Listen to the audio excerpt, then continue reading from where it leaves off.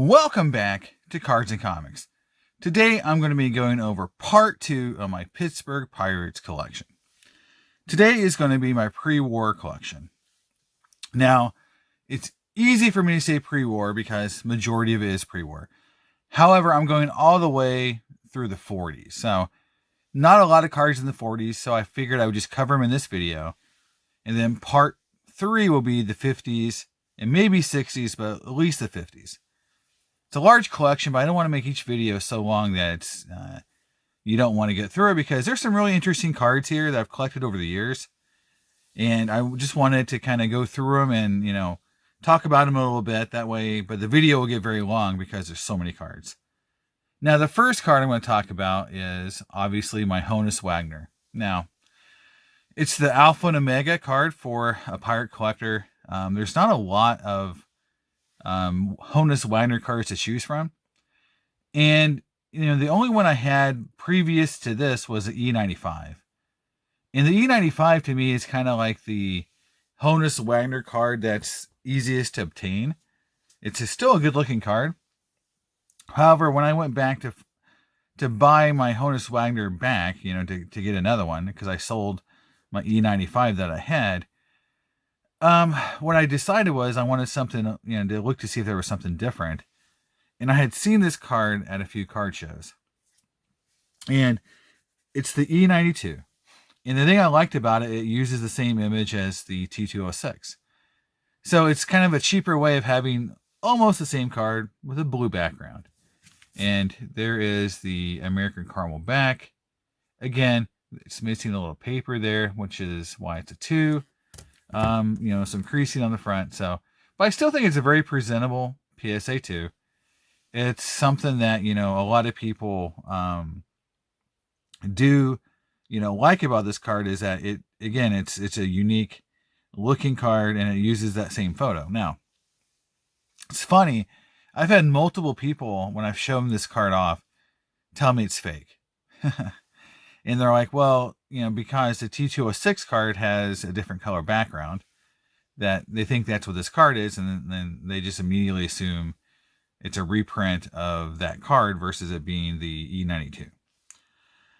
As far as value, I don't have any clue. I know what I paid for this card. It hasn't probably sold another one since.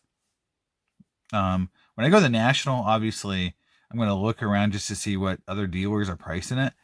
I'm not sure I'm even going to take it with me, just because the temptation to trade it in on something bigger is too great. And I don't want to lose my only Honus Wagner card. So the only one I have, obviously his cards are very tough to get. Now, I used to have a 51 Topps All-Star, the tall cards, and those are cool. But again, they're not from when he played. I mean, you can get a 48 Leaf. If you want cards from when he didn't play. But to me, this is one of the cooler, non-T206 Honus Wagner that's out there. You don't see that often, so that's why I grabbed it. Now, moving on into some of the more mundane or common players, because Honus Wagner is all-time great. We'll start here with the E91 Fred Clarke, and to me, it's got great color. It's what I consider to be one of those cards that stands out. It's a little crooked, not uncommon for the E90 cards. And again, this is the American Caramel, so it has the same back virtually as that last card that Honus Wagner does. And again, Fred Clarke, Hall of Famer. This is the one where he actually says Philadelphia, but he's got a Pittsburgh uniform. So I still consider it to be a pirate. And he's a pretty famous pirate. 3.5, so it's a good grade. And, just a really nice card. Very happy to get that. Now, next up is from the set I was talking about, which is the E95 set. So here's a Nick Maddox. Just a, basic, or a common, basically, if you want to say that. Not a Hall of Famer. But I really like, the uniform and the photo. Everything looks really nice on this card. The pastel, which is what the E95 is known for. This is what they call a checklist back. And so you can see who all in the set. And the number one card in this set is Honus Wagner. So, again, I used to have this card. And again, pitting sets together like this is really fun. There's only 25 cards in the set. So if you wanted to put a pre-war set together, the E95 set is pretty awesome. And, as far as other Hall of Famers, there is not a Hall of Famer, Fred Merkel's in it, which, Ty Cobb's in it. I'm trying to think of some other ones. Vic Willis is in it. Evers, Chance, Eddie Plank. So I think Eddie Collins is in it. So again, I think this is, one of those sets that a lot of people, if you're going to be a pre-war collector and you want to start out on a set that's expensive, because, all pre-war sets are somewhat expensive, but it's obtainable because the E95 set actually has a lot of availability and it's very attractive. Again, here's another card from that set. This is Vic Willis. And this one's a much lower grade. It's a PSA 1, increase right down his face. And again, the same back. So, not the prettiest card, but, sometimes back in the day, now this is a, somewhat newer grade because it's past 8.5 timeline, just the one below the letter grade. But back in the day, when I was collecting T cards, a lot of times the 1s and 2s for kind of standard players, not Hall of Famers, those were like $20 or $30 cards sometimes.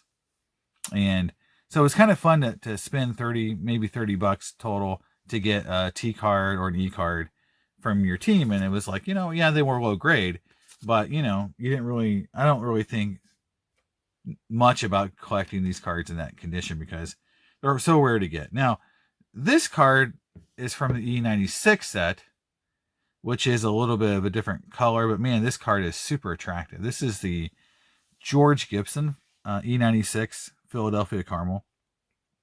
Now, George Gibson, is a player that, according to Bill James, was almost a Hall of Famer. In fact, if you read his Hall of Fame book, he talks about George Gibson in there as being a player that could have been in the Hall of Fame. And so he's definitely a good player. This is a great photo. In fact, the blue background with the green grass, that's all just very aesthetically pleasing, but just the fact he's in the full catcher's gear, doing, throwing the ball. That's a cool shot. You don't see a lot of photos like this on pre-war cards. So I just, all that together makes me really like this card. And again, it's a checklist back. It's a different set, so there's different players. I don't think there's a Wagner in this set. So La Hoya's in the set. Not a lot of Hall of Famers. Tinker, Brown.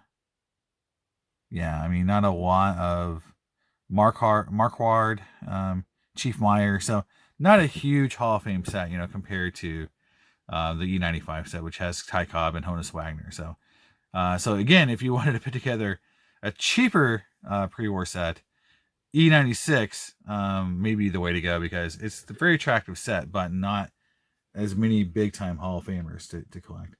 And again, here is the E96 Fred Clarke. And again, this card has a purplish, pinkish back. It's a 1 due to all the creasing, but I like the fact he's bunting. That's a really cool photo. And then there is that same checklist back. So, I just like that photo. And I just think, yeah, it's a 1, but it's still a cool card. These pre-war cards in this kind of shape still are cool. If you put a 89 Griffey in a 1, it's not as cool as that card. Now here's probably one of the rare cards I own. And again, this set is super rare. And this is the Tip Top Bread set from 1910. This is the Howie Kamenetz card, and it's a 3, which is actually a pretty high grade for this set. Again, this is basically the entire Pirate team set was this Tip Top Bread set. You can see it says World Champions on them, so it commemorates them winning the World Series. And you can see the checklist right here. Card number 4 is Wagner. So again, this is one of the rarest Honus Wagner cards out there. Very expensive if you can find one in any grade.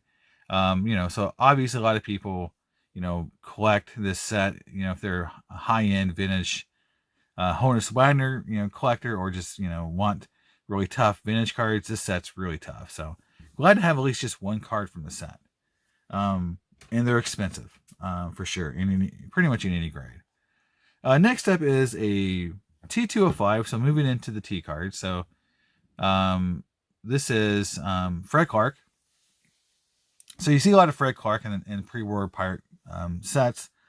This is the T205. So this is the gold foil border, which to me is kind of ahead of its time. That they did, white borders, and then they did these gold foil borders. And again, different tobacco company backs, but they're not, they don't have this prestige as, let's say, the T206 set from different backs. So, but again, Fred Clarke, very cool. Hall of Fame T205. Next up is Owen Wilson, T205, and I have two of them. So, this does happen in my collection. I get, multiples, and sometimes it's just because they're so cheap. This is a 2MC, which is basically a 1, and here's a 3. Now, it's funny because the 3 has a lot more chipping than the 2 does, and, but the 2 is definitely cut off on the back. You can see it's missing that box around the back. You can see that this card, has that full box, so it's not miscut. Cool, again, cool cards. Very, these kind of cards I don't mind having duplicates. And again, a card like this won't sell for much even today. So it's not like you have a lot of money in it to pick it up. Like I said before, that would have been one of those like $20 cards back in the day. Next up is a Howie Kamenetz, and this is, again, I have two of this card as well. So here we go. One's a SGC2. One of them is a PSA 3, and it's the arms folded T206, and I believe they're both Piedmont backs, which is common. I do like that, his pose in this photo, just because he looks very either unimpressed or like he doesn't want to be there, in that kind of stare. And then again, here is the back for both of them. And it is, I think, the same exact back. No, they're not. Oh, they're different backs. Look. So this is one of those things that, is very interesting about T cards is this is a 350 subject back, and this is the 150.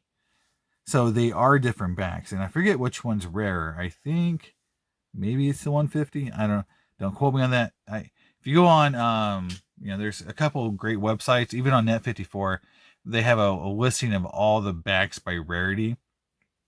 So you can kind of see, which of the backs are the rarest to collect. I don't think either one of these are super rare, even though they're different. But it just shows that, even if you buy Piedmont backs, there's even variations of the Piedmont. So again, I think both cards look very nice for the grade, honestly. Very nice looking cards. Excited about, having those kind of Hall of Famers in my set. And then here is a Howie Kamenetz, arms at side. And the cool thing about this card, besides being really, strikingly with color, it's off top to bottom. But this has the old mill back, which is one of the rare backs. And the old mill backs, from my experience, are one of the more faded backs when you find them. They kind of have a really faded look to them compared to like Polar Bear, which has a very striking blue back. The old mill backs are very faded, the ones I've seen. So again, it's a nice looking card, and again, happy to have as many Hall of Famers, but just T cards as possible. So here is Tommy Leach. You see him in a lot of sets in this time period for the Pirates. So this is a 3 with the other really common back, which is Sweet Caporal. So this is the portrait. And so a lot of times players had a portrait and a non-portrait or sort of action photo. Not tons of action photos actually on the T set. Sweet Caporal, again, one of the more common backs to find. There you go. Nice card. Next up is another Tommy Leach. So that was the portrait. So here's the bending over. And, I think, if you compare the two photos, just really different, photos. So I think that's cool that they don't look anywhere close to each other. I love the hat. You know, I love any of these T cards that actually have logos from the team on them, because it's just cool to see what the uniforms looked like back then. It's a 1.5, and it's a Piedmont 350 460. So, and again, this has a mark, so this has got someone's name. But again, I think this is really cool, because again, I'm going to go back to this whole back issue. I don't know. It always is one of those fun things about T cards. If you get these 3 cards in a row here, you can see that there's 3 different Piedmont backs. You got a 350, you got a 150, and now you got a 350 460. And I do believe the 350 460 is the rarest of all Piedmont backs. If I was remembering my my lore, but this has got marks on it, so obviously not as high of a grade. But you know, again, that's what's cool about the T set. And a lot of people who get into pre-war get into it because of this, I call it lore or mystique, and these kind of nuances that make collecting it really fun, because you know, you can get the same card in multiple variations. So to me, the T set is kind of the first, you know, variation set that people collect all the variations, and people collect, I only collect drum backs, I only collect old mill backs, or, you know, you get all these collectors of T cards doing it differently, and it's beautiful. And you got type collectors who collect one of each back, and it just makes the collecting a lot more fun and nuance, which is why these variations or these parallels do so well, is because it allows people to collect in a very unique way, and they can do it, you know, the way they want. And I think the T set was the first, you know, T206 that was the first set to really introduce that kind of collecting. So here's lefty left field, or right field, and a little dirty on the front. That's because this is a very unique card. So in terms of the back, so polar bear, from what I understand, is what they consider like a loose leaf tobacco.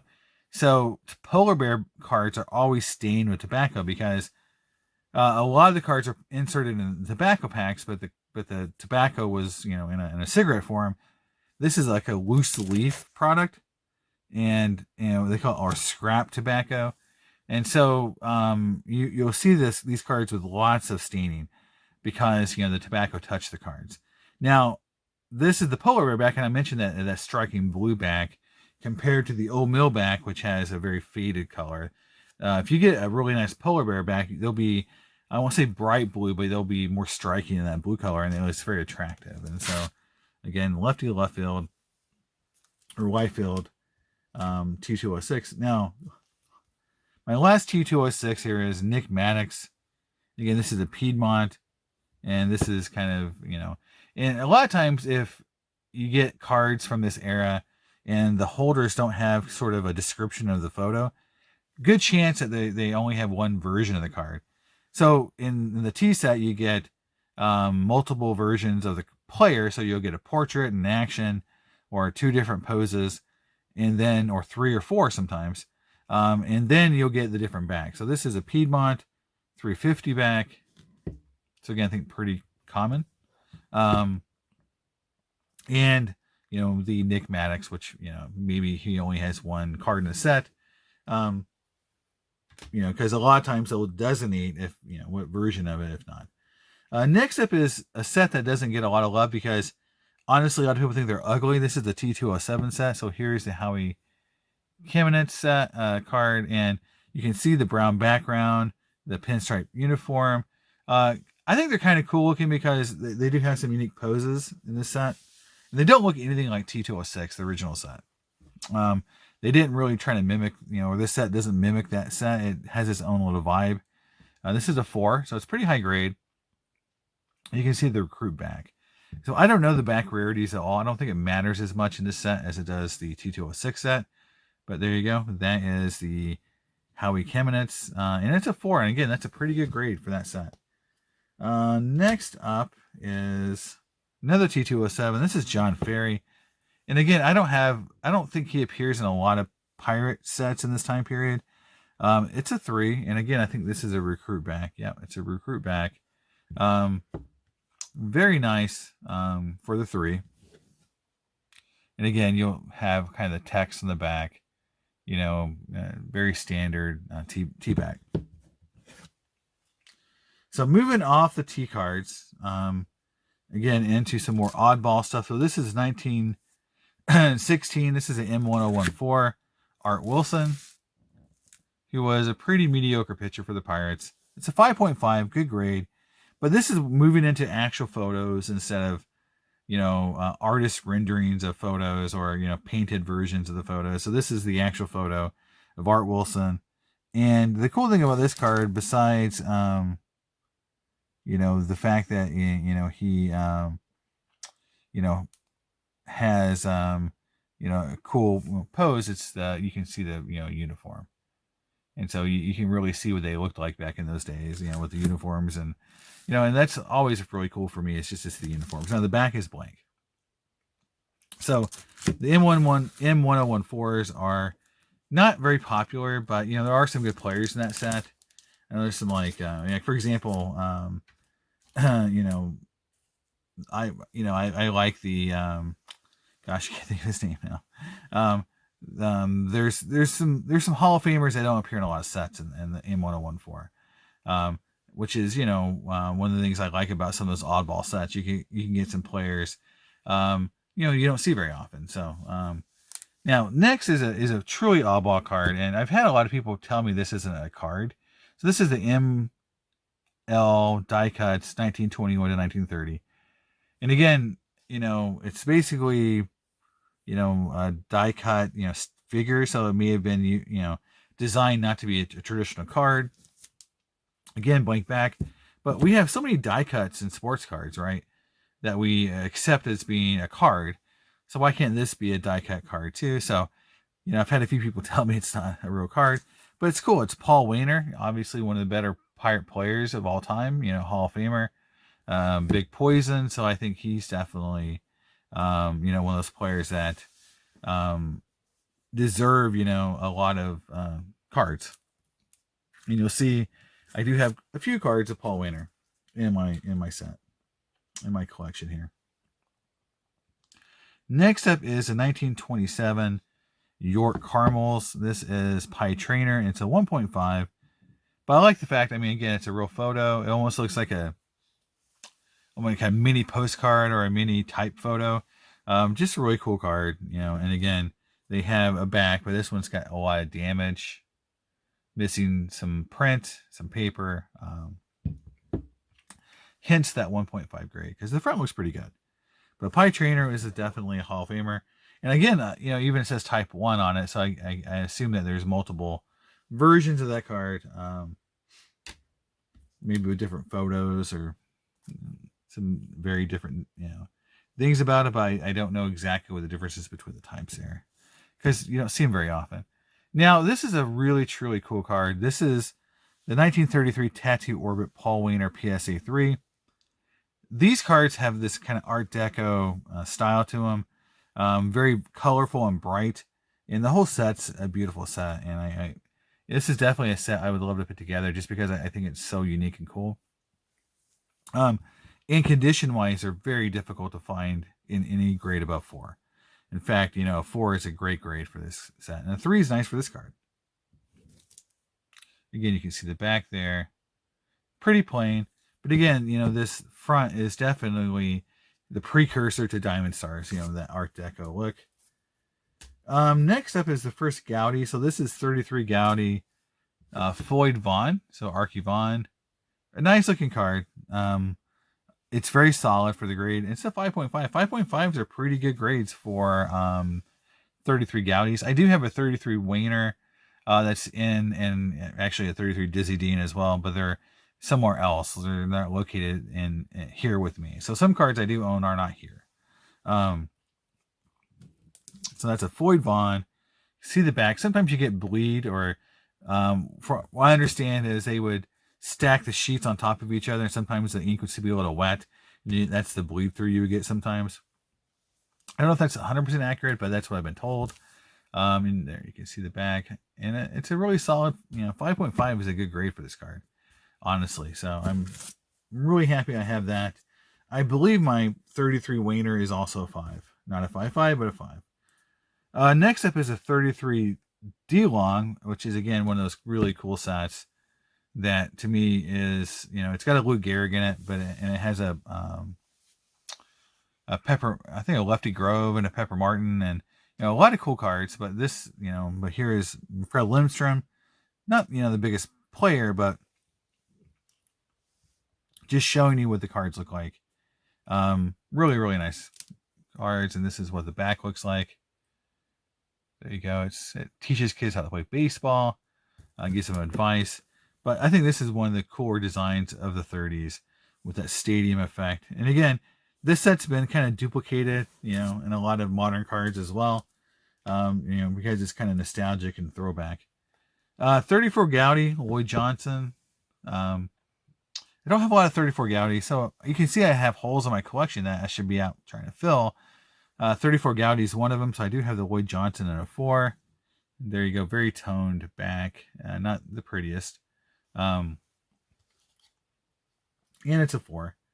Next up is a really cool card from a set that I think a lot of people overlook, because to me this set has almost every big time Hall of Famer except for Babe Ruth. I don't think Gehrig has a card in it either, but virtually everyone else does. And this is the Batter Up set, and so this is a 6, which is a very high grade for this card.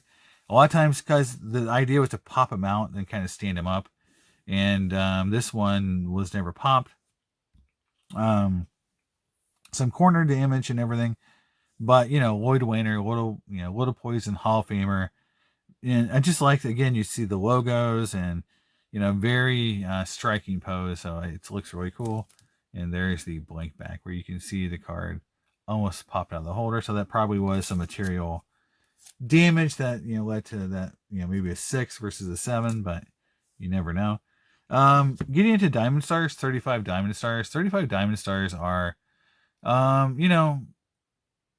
34 to 36 Diamond Stars to be more accurate, are to me one of my favorite cards, just because they have tons of Hall of Famers like Hank Greenberg and Jimmy Fox, Lefty Grove.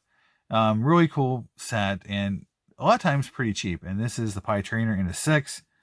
And again, the way you can tell the years of the backs is typically there is a copyright here at the bottom. You can see that it says 35, and the color I think changes by the year. So green is like 35, but you can also look at the copyright date. So there's Pie Trainer. Next up is another Hall of Famer, and it's Lloyd Weiner. And again, there is a Paul Wiener in the set too. And I thought I had one, but evidently either I don't have it or I can't find it. So a little disappointed I don't have the Paul Wiener. But there's Lloyd Weiner. It's like one of those cool action photos. I mean, obviously it's, an artist, rendering of either a photo or making up a pose, but mostly from a photo. Again, a 35, and you can see, copyright, or the color of the back, but definitely designated 35. It's still a 5. It's still a very nice grade, again, for a pre-war card. Next up is Cy Blanton, 4.5. Again, just showing you the different designs, and obviously the tremendous looking pirate uniform at the time with the red sleeves. And so the Pirates did have red incorporated into their color scheme, real early on as a franchise.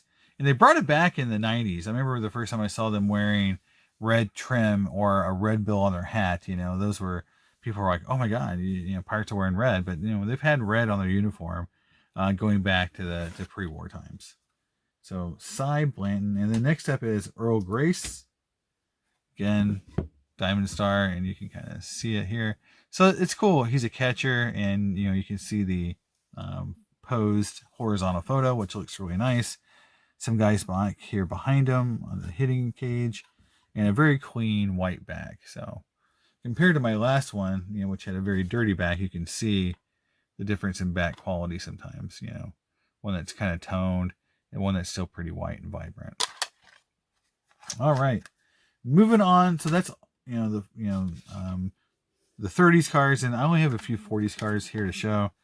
1940 Play Ball, Paul Wiener, 4.5. I definitely want to get a better version of this card because they're not very expensive. A lot of people don't like this set. They think they're ugly. So that's one of the hard things about it, is that, you can find them because people just don't like them. And, throughout all the years, of collecting vintage cards, this set, because the 41 set is in color, and a lot of people love that set, but they just don't like this set or the 39 set, due to the fact that they're black and white and, not modern looking at the time. But still, for what it is, it's a great card.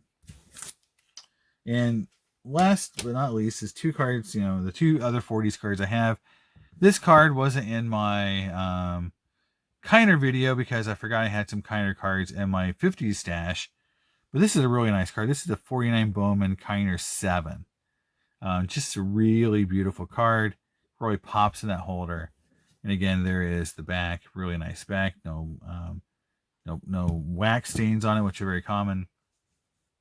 So 49 Bowman, Ralph Kiner. And last in the 40s, this is again a really nice card. This is Danny Murtagh. I believe this is his rookie card, and this is a PSA 7, very high grade.